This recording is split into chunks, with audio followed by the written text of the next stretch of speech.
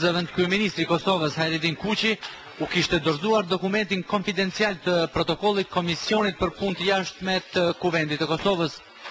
Pa praninë e mediave, për 2 orë së bashku kishin diskutuar për këtë çështje.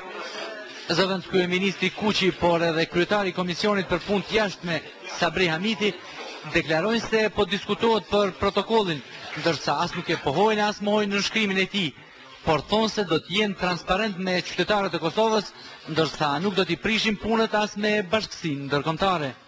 Kjo loja përmes mediave dhe opinionit publik është dhe formë presione që mund të bëhet ndikujt. Unë e di që do të marrin kritika edhe kur të nënshkruhet, po e marr shembull, po edhe nëse nuk nënshkruhet, ka dikush që kritikon.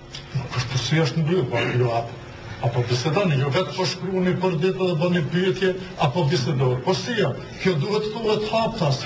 Natyrisht nuk do të keni ju, ma mërmenja nuk do të keni ju proces verbale që ka bisedot në për mbledhje, sigurisht, sepse nuk e mbledhje të hapura.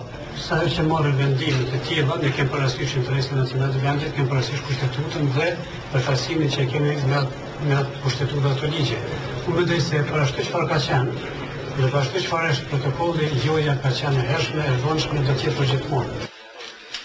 Ardian Gjini, antari i këtij komisioni, por edhe Ibrahim Gashi, që të dy nga partitë opozitare, kanë kritikuar qeverinë e Kosovës për mungesë të vizionit politik, dhe kjo sipas tyre i ka krijuar hapësirë veprimi i misionit e Euleksit, që eventualisht të nënshkruajë ndonjë protokoll me Republikën e Serbisë.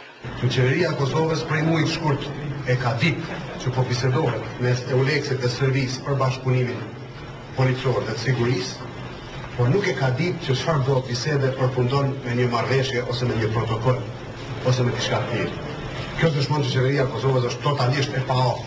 Përmbajtja e dokumentit tregon se janë anashkaluar tërësisht institucionet e Kosovës, të cilat do të duhet që me dokumentet në fuqi, siç është kushtetuta dhe dokumenti atisallit, do të jenë veprimet për të implementuar çdo aktivitet në Kosovë me funksion të mbrojtjes së rendit dhe ligjit, do të jenë së paku të bashkërenditura me institucionet e Kosovës.